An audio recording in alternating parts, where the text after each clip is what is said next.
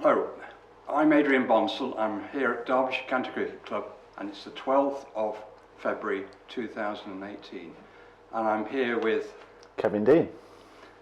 Good morning, Kevin. Good morning, Adrian. Yeah.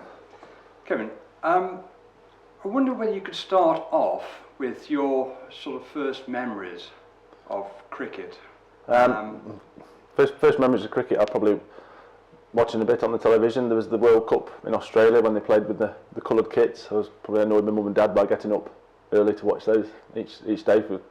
I didn't go on holiday with them one year so we could have Sky. So I think that's probably the first time I sort of watched cricket on the television, the sort of white ball game. I used to come down to Derbyshire and do the little scoreboard that used to be by the old jockey's hut or whatever, the old jockey's sort of quarters there and things like that. So I used to operate that. I used to get £3 a day for that. So I was get paid to watch cricket. That was a good start. That was probably when I was 7, 8, 9, 10, something like that. Yeah. So that'd have been my first years of cricket sort of thing. Yeah. So when did you start playing then? I answered an advert in the local paper. I used to live in Staffordshire in a place called Colton, basically near Alton Towers, but with a sea in the front. To play for a team called Cheadle in the North South Cheshire League. I think it was under 13s was the team that I sort of went to sort of have some nets for that mum and dad sort of took me to, and played for Cheadle to under 13s, under 15s. At under 15s, then did okay, went to under 16s, and then managed to get picked for the Staffordshire under 16 team, and we played in the Texaco tournament. We had quite a good team. We had Vikram Solanki was in that team, Tony Frost, who's now second team coach at Warwickshire, I think, yeah. Scott Ellis, who was on the staff at Worcester, and at the time we had the England under 15, under 16 captain, a man called Simon Horsfall, who was the sort of best left arm spinner. And so we as Staffordshire, it was quite an achievement to get to. It was Uppingham where the finals were. It was against Yorkshire, Surrey, and Dorset were there as well. And I didn't do particularly well bowling wise, and batting wise I think the first game I batted 7 and got a duck. Second game I got a duck, batted 6, and in the last game for some reason I batted 5 and got 50 odd against Dorset, and we actually won the tournament. So that was a good start in cricket. So what happened thereafter then in terms of I was then probably Staffordshire like for bringing this up, but I was told I wasn't good enough to get into at that stage. It was you had to go to under 19s or the Colts or whatever, and I was told that I wasn't good enough to get into the Staffordshire under 19 teams. So then I'd also been coming for coaching here at Derbyshire with John Brown and trained a few nights on the Thursday. Used to train on Thursday nights. Was the staff nights and down in the old sort of badminton hall or whatever used to be over there now, and John Brown said, "Oh yeah, I think he didn't say you'd get in, but he said you got a chance. Now you want to come down for some, when the lads get together in April or whatever time it is that we used to get together and practice." And then played. I played for 3 years in the Colts at Derbyshire. We went down to Oxford each year. It was at a time when you're 16, 17, 18, you're starting to find maybe if the odd drink or the girls are out or things like that. So we always sort of did well on the Monday or Tuesday, and then the week progressively got worse, but there's some great memories with that, with Trevor Smith, who was on the staff at Derbyshire, people like that, and James Cockayne, who was on there for a little while as well. So yeah, some fun times growing up like that as well. Yeah. At that point in your life, were you conscious that you could forge a career in cricket, or were you looking to do something else and have cricket as I did A levels at college, did maths, economics and psychology. That was a bit heavy that, so I needed something else to do. So I started working for Ladbrokes, the betting company. So it was like maths and horse racing and things like that as well. So I used to work for them on a Saturday, and then during the week while I was at college, obviously when I was over 18. Then it came to a bit of a head where I went full time at Ladbrokes after leaving college, and then obviously that required me working Saturdays. So for a little while, I didn't play any cricket on Saturdays for a little while, but then eventually I sort of said, come on, you've got a chance of making a career out of this, you should put the Ladbrokes on the back burner. And also it was in the days where the contracts were April the 1st to September the 31st, so you still got to have a job in the, a lot of people had a job in the winter, so I went back to that in the winter. But not the first winter. My first year on the staff was obviously 1996, and the first winter I went to Australia. So Sorry, Ladbrokes. Didn't sell you on false pretences that are definitely coming back on October the 1st. Yeah. So you joined the staff in 1996? 1996, yeah. When did you make your debut then? Debut was, sometime I said, we were just talking about it. I played for Langley Mill on the Saturday. I'd moved from Cheadle to Langley Mill and played for Langley Mill, got 7th on the Saturday and got back in the dressing room, and there was a message to meet Simon Bass because you're driving down to the Oval because we were playing Surrey in the I think it was AXA Equity and Law League in those days, I think it was called.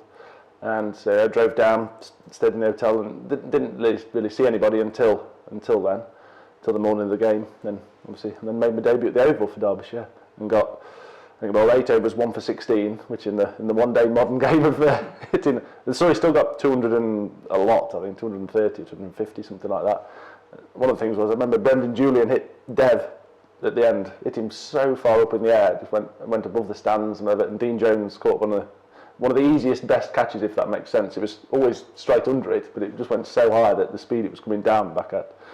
And then also, again, what we were talking about before, I think the 10th wicket partnership for as in one day, list day, or whatever you want to call it, it had been held for at least 15 or 17 years by, I forgot who it was now, I remember.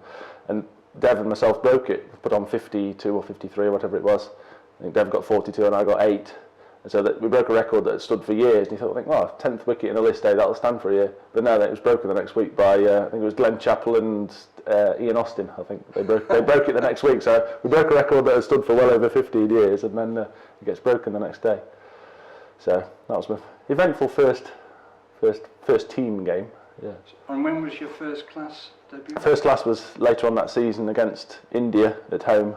It was fantastic to make your debut. And I always preferred playing red ball cricket to white ball cricket. I think the ball swings a bit more. There's probably a bit more skill involved. I think that's just my preference. Yeah. So to play against them. Who was playing in the India side at that time? Like I said, it was Dravid and Anil Kumble was my first wicket. So that was some decent ones. Tendulkar was playing, but he didn't play in this game. So yeah, but he was part of the squad. Yeah. So yeah, some big names.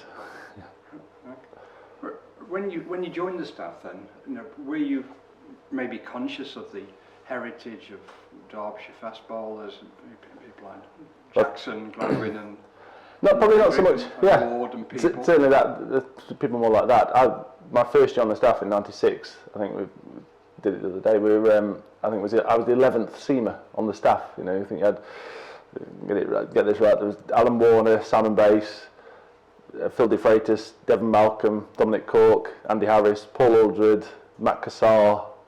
I'm going to miss somebody out here.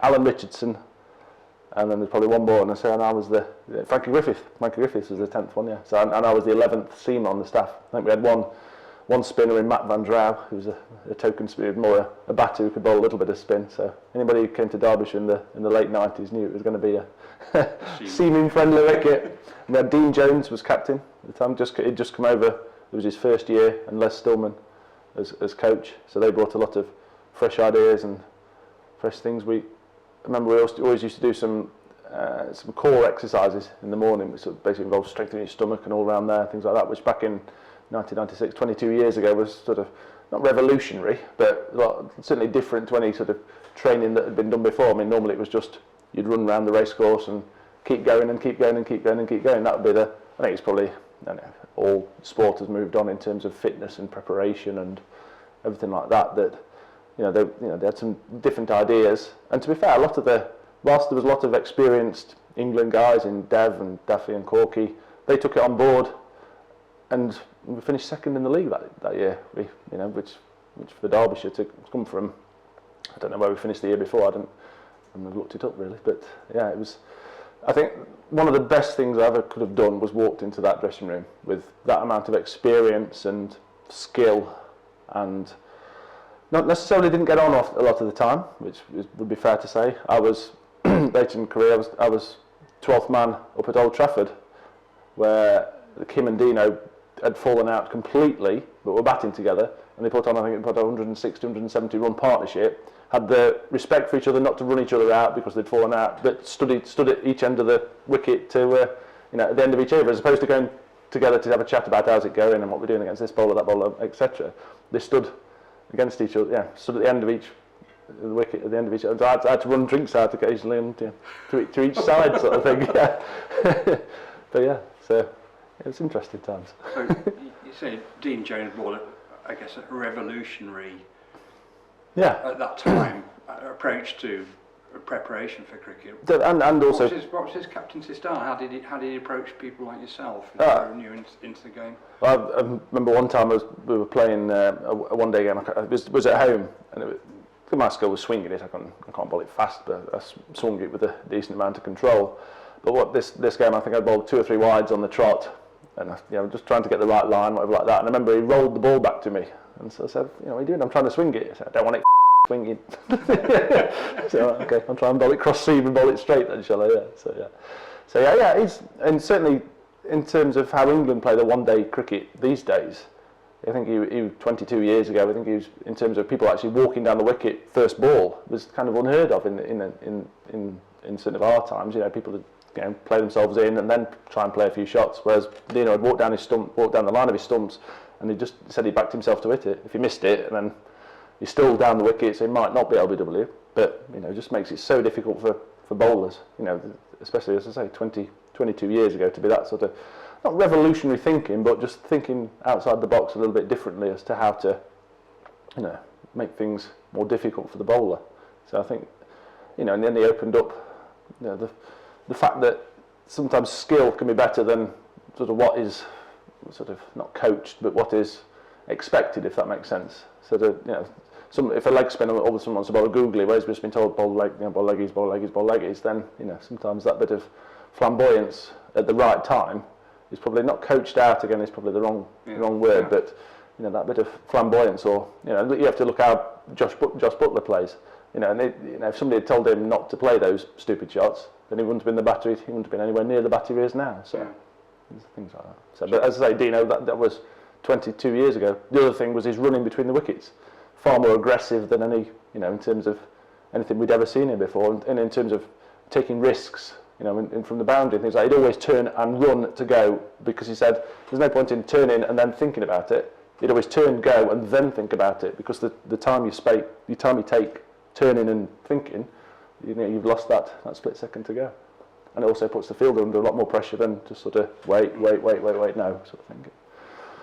So when you joined the staff, how many were on the staff then? There was 25 on the staff in 1996. As I say, 11 seam bowlers, a batter, spinner, and the rest of the batters. And then the first game of the season, there was the first team squad of 12. I wasn't in that. And the second team squad of 12, and I wasn't in that either. So I was the 25th person on the staff. So I was left out of both first and second team for that round. And I was told to stay at home, just go and stay at home, play for my club side, Langley Mill, on the Saturday, and then report back Monday morning and see where we are for next week. Yeah. So the first game of the season I was left out, and in those days it was the squad of 12 went to the first team, and the squad of 12 went with the second team. There was no, and that was it. There'd been a coach, and that was it. Whereas these days there's a lot more.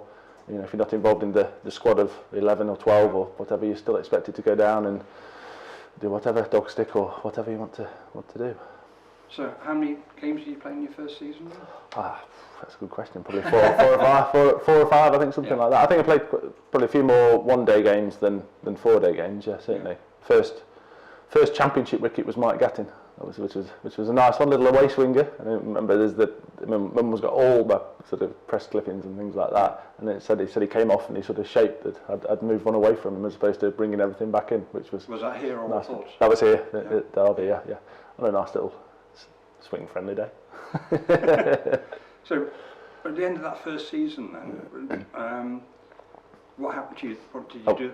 Well, one of the first things is I was on £4,500 for the whole summer, so it's like £900 a month. And I rented a place in Oakwood with Andy Harris and Steve Griffiths, so we had to pay rent on that and everything like that. So it didn't come out with much a month, but because I played a few first team games and we finished second in the league, and came to get my September pay packet, it was like £2,500 in the pay packet. So I sort of came down to the club and said, "Is this right?" Because it just said prize money. Because I wasn't aware that players were entitled to a share of prize money. So that was my share of the prize money for finishing second in the league. So I'm not on the back of that, but that certainly helped going out to Australia that winter. went to play for a team called Sturt, which Les Stillman had teamed me up with, and really had a fantastic time out there. I got there on the Thursday. I got met by some of the club officials. His name, Mike Thomas, I think his name was. Went to the club, went to the wicket, put my thumb in the wicket like that. I was like, "Is this be alright for Saturday?" He's like, "Yeah, it'll be alright, mate." Yeah, and sure enough, it was rock hard by the Saturday. And yeah, played for 6 months out in Adelaide. And played for Sturt. Yeah, came back with a red face ever since. Yeah. Hence the nickname. That's it. So you were on a 6 month contract initially. Yeah. Unlike today. Yeah. And you started again. You're offered another contract. Yeah, I was offered a 3-year contract, so right. it would have been 97, 98, 99. Offered a 3-year contract, yeah. So then came back, and the start in 97, I think, was when everybody fell out. What do you remember about those times? I mean, you've alluded earlier on to the I remember playing a lot. Relationships. Yeah, I remember a lot of times playing second team games at Abbott's Home. For whatever reason, I always seemed to be in the second team at Abbott's Home, and there was a number of times where people had turned up to Abbott's Home and then they were then drafted back into the first team. There was a lot of disagreement about who should play, who shouldn't be playing, why someone so not playing. We played a game at Chesterfield, a one-day game at Chesterfield, where we took the field with 12 on the pitch, and Colin Mills was at fine leg, and I think Dean Jones told him he was not playing, so I think he just went straight over the boundary boards and walked back. So we were actually starting on the field with 12. Well, didn't try to. I think he said something like, same team as last week, except whoever, I can't remember who it was, somebody's in for somebody, but he'd forgotten that there was already 11 there already. So that was one of the things. But during this year of chaos, you started to establish yourself then. A little bit. Yeah, I probably didn't play much in 97. Played. I'd say there was a few games. There was a game at Durham where we played up at Durham, and the wind was perfect for me. And I thought, right, I'll definitely play this game. And I was left out that game. I was sort of, I think, putting it a bit upset. Was a bit putting it mildly. So I think so. But it just one of those. People are entitled to their opinions. I was always sort of probably not criticised for not being fast enough. I think so. If it didn't swing, then I'm half the bowler. But there are times where if it comes out all right, it came out all right. So 97 was an interesting year in terms of probably learning how people, because I was brought up in effectively in the country. Of mum and grandparents had farms, so pretty sort of secluded from how people can be, if that makes sense. In that I didn't really, I just get on with it. I don't really bother.